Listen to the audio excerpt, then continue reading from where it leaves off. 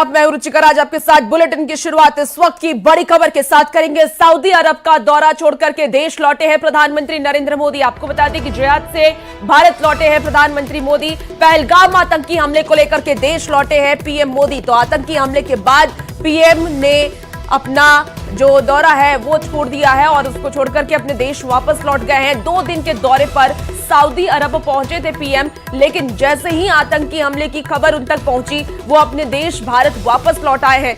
आज सुबह सीसीएस की बैठक करेंगे पीएम मोदी और बैठक में सुरक्षा हालात की समीक्षा भी करेंगे प्रधानमंत्री नरेंद्र मोदी। बड़ी खबर आपको बता रहे हैं, जहां पीएम मोदी सऊदी अरब का दौरा छोड़ करके अपने देश भारत वापस लौट आए हैं। आतंकी हमला कल हुआ और हमले की जानकारी प्रधानमंत्री नरेंद्र मोदी तक पहुंची, जिसके बाद वो सऊदी अरब का दौरा छोड़ करके अपने देश भारत वापस लौट आए हैं। हालांकि इस पूरी घटनाक्रम पर अभी सरकार की नजर बनी हुई है। गृह मंत्री अमित शाह खुद वहां पहुंचे हैं जहां पर यह आतंकी हमला हुआ और लगातार वो बैठकें कर रहे हैं। अब प्रधानमंत्री की तरफ से भी बैठक की जाएगी। बैठक में सुरक्षा हालात की समीक्षा पीएम करते नजर आएंगे। बड़ी खबर आपको बता रहे हैं, जहां प्रधानमंत्री नरेंद्र मोदी अपने भारत देश लौट आए हैं और आपको बता दें कि पहलगाम आतंकी हमले को लेकर के देश लौट आए हैं पीएम मोदी। आतंकी हमले के बाद पीएम ने अपना दौरा छोड़ दिया।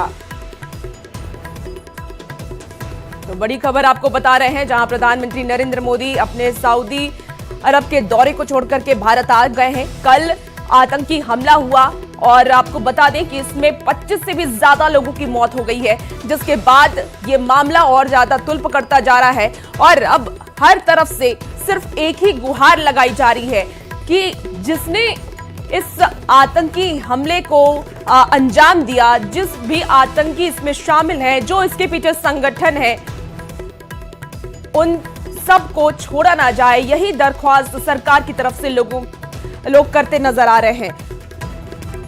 और ज्यादा जानकारी के साथ न्यूज 18 संवाददाता संदीप गोल हमारे साथ फोन लाइन पर जुड़ गए हैं और संदीप से हम सीधे जुड़ेंगे और उनसे तमाम जानकारी लेंगे। संदीप, क्या कुछ फिलहाल इस पूरे मामले पर अपडेट है? अब प्रधानमंत्री नरेंद्र मोदी भी वापस आ गए हैं और बताया जा रहा है कि सीसीएस की बैठक वो भी करने वाले हैं। क्या जानकारी है, कितने बजे ये बैठक होगी? देखिए, फिलहाल 2 अलग अलग जगह पे 2 बड़ी कार्रवाई चल रही है। एक तो पहलगाम में जो आतंकी जिन्होंने इस घटना को अंजाम दिया, उनको उनकी धरपकड़ और उनको ढेर करने के लिए सर्च ऑपरेशन इस वक्त चल रहा है और कल शाम से ही ये सर्च ऑपरेशन जारी है। चूंकि घना जंगल का इलाका है, वहाँ अभी जो है ज्यादा इंटेंसिफाई किया गया सर्च ऑपरेशन को। तो वहीं दूसरी तरफ अगर हम लोग पॉलिटिकल सिस्टम की बात करें तो खुद गृह मंत्री कश्मीर पहुंचकर उन्होंने बैठक की और बैठक के बाद जो है सुरक्षा हालातों का जायजा लिया और प्रधानमंत्री खुद जो है अपने दौरा कट शॉर्ट करके भारत वापस लौट रहे हैं। वो एक सीसीएस की बैठक करेंगे। तो अलग अलग तरीके से इस वक्त कोशिश की जा रही है कि अलग अलग एस्पेक्ट्स में इस अटैक से संबंधित जो आतंकी है उनको किस तरीके से नैप करना है और किस तरीके से उनको ठिकाने लगाना है। सारी दुनिया के सामने ये जग जाहिर हो चुका है कि किस तरीके से पाकिस्तान के आतंकी जो कि पाकिस्तान के जो सपोर्ट से जो है वो यहाँ पे एक्टिविटी करते हैं, वो अब इस वक्त फिर से जो है एक बार वो उजागर हो गया उनका नाम। और अंतर्राष्ट्रीय समुदाय में जिस तरीके से रोष है इस पूरी घटना को लेकर, तकरीबन हर देश ने इस घटना की जो है भर्त्सना की है और उसको लेकर भारत का सपोर्ट किया है, इस समर्थन किया है कि जो भी आतंकी घटना या एंटी टेररिस्ट एक्टिविटी को। बिल्कुल संदीप, और देखिए पुलवामा अटैक के बाद ये सबसे बड़ी घटना बताई जा रही है और आम लोगों को इसमें निशाना बनाया गया है, इसीलिए आक्रोश भी अभी 7वें आसमान पर है लोगों का। ऐसे में गृह मंत्री अमित शाह बैठकें तो कर रहे हैं, लेकिन बैठक में क्या कोई जानकारी निकलकर सामने आई है? और क्योंकि ये भी जानकारी है कि लश्कर ताइबा इसके पीछे जिम्मेदार है, उसने इस घटना के पीछे की जिम्मेदारी उठाई है, तो अब आगे क्या कार्रवाई की जाएगी? देखिए, अभी तो पूरा असेसमेंट किया जाता है, ऑपरेशंस कैसे करने हैं, कैसे नहीं करने हैं। वहाँ चूंकि ये पहली बार ऐसा हुआ कि इतनी बड़ी संख्या में टूरिस्टों को निशाना बनाया गया। अमूमन जम्मू कश्मीर में टूरिस्ट को निशाना नहीं बनाया जाता क्योंकि वहाँ की आजीविका जो है, जम्मू कश्मीर की आजीविका टूरिज्म पे ही टिकी हुई है और वहाँ का लोकल कभी भी टूरिस्ट की तरफ जो है इस तरीके की हरकतें नहीं करता है। इससे साफ है कि जो आतंकी है वो पाकिस्तानी हैं और वो लगातार उन सब इलाकों में एक्टिवेट हैं। खुद जो है गृह मंत्री इस पूरी बैठक जो उन्होंने अब तक की है, कल दिल्ली से निकलने से पहले भी उन्होंने एक बैठक की, उसके बाद वहां पहुंच से हाई लेवल बैठक उन्होंने की। बेसिकली कोशिश यही की जा रही है कि एक तो लोगों के मन में जो डर है, जो कि वहां पे अभी फिलहाल डरे हुए हैं, तो उनके डर को कैसे दूर किया जा सके, जो सुरक्षा वहां पे इंतजामात है उसको और कैसे पुख्ता किया जा सके, साथ ही जो ऑपरेशन है उसको कैसे इंटेंसिफाई करके जल्द से जल्द जो है उन आतंकियों को ढेर किया जा सके, इस तरीके की चीजें इस वक्त जो है वो चल रही है। और अभी गृह मंत्री भी अभी भी जम्मू कश्मीर में ही मौजूद है। प्रधानमंत्री थोड़ी देर तक में दिल्ली लैंड करेंगे और उसके बाद फिर आगे की रणनीति तैयार होगी कि कैसे इस पूरे घटना को, इस वारदात को किस तरीके से अंतर्राष्ट्रीय जगत के सामने भी पाकिस्तान को बेनकाब करते हुए पेश करना है, साथ ही आतंकियों के खिलाफ किस तरीके का एक्शन लेना है, क्योंकि सारे देश भर के लोग चाहते हैं कि इस तरीके कोई ऐसा इस आतंकी हमले से कहीं ना कहीं टूरिस्ट में भी एक खौफ देखा जा रहा होगा। ऐसे में जो टूरिस्ट वहां पर अभी भी मौजूद है उनको किस तरीके से सुरक्षा मुहैया कराई जा रही है? देखिए, अभी जितने भी टूरिस्ट है, अमूमन अगर हम पहलगाम की बात करें तो वहाँ पे जितने भी लोग थे उनको रात को तो इवैक्यूएट नहीं किया गया, उनको नहीं बोला गया जाने के लिए, लेकिन सुबह होते ही लोग जो है अपने होटल्स छोड़कर जो है वो जाना शुरू कर चुके हैं। कुछ लोगों के विजिट हाफ है, किसी के पूरे हो चुके हैं, या कोई ताजा आया ही था कश्मीर में, लेकिन हालात को देखते हुए अब वो कश्मीर छोड़ रहे हैं। कुछ इस तरीके की रिपोर्ट्स आई है। साथ ही एयरलाइंस ने भी अतिरिक्त फ्लाइट इस के लिए जो है तैनात की है।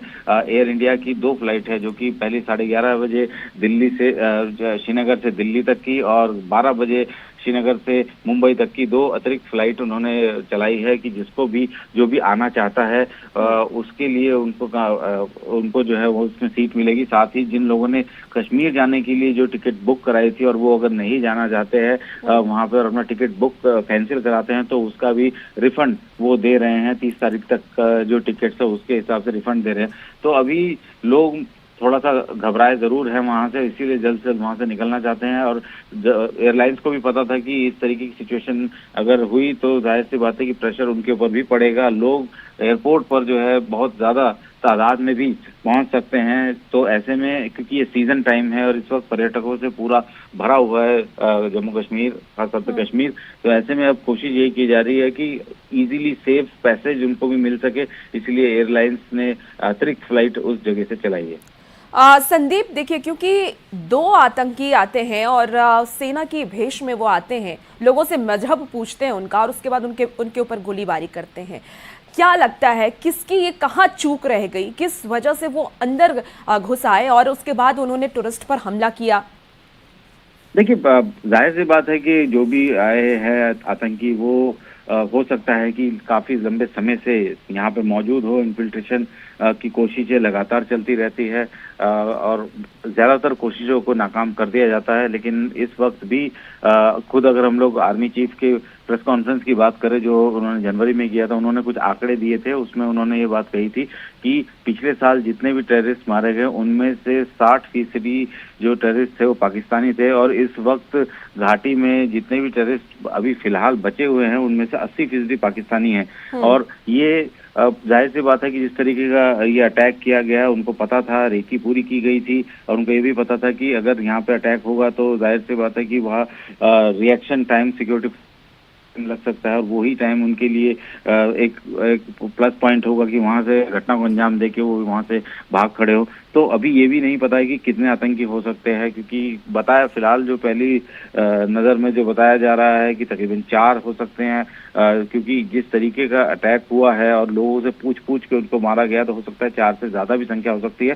सेना और सुरक्षा बल अभी सर्च ऑपरेशन में लगे हुए हैं। उन्होंने अभी तक किसी भी तरीके कोई आधिकारिक जानकारी इस पर नहीं दी है, ना सरकार की तरफ से आधिकारिक जानकारी दी गई है। अभी सिर्फ और सिर्फ ऑपरेशन चल रहे हैं, और ऑपरेशन जब पूरे तरीके से खत्म होगा या उनको लगेगा कि ये इस टाइम तक half of the way operation में है तो वो आधिकारिक तौर पर कोई जानकारी साझा करेंगे। लेकिन फिलहाल अभी ऑपरेशन ऑन ग्राउंड जारी है। फर्स्ट लाइट से फिर से जम्मू पहलगाम के आसपास की पहाड़ियां और जो संभावित जगह है वहां पे सर्च शुरू बिल्कुल ये ऑपरेशन जारी है और प्रधानमंत्री नरेंद्र मोदी भी पहुंचने वाले हैं। ऐसे में बैठकों का दौर जारी है और देखना होगा कि अब बैठक में क्या कुछ निर्णय निकलकर सामने आता है। बहुत शुक्रिया संदीप तमाम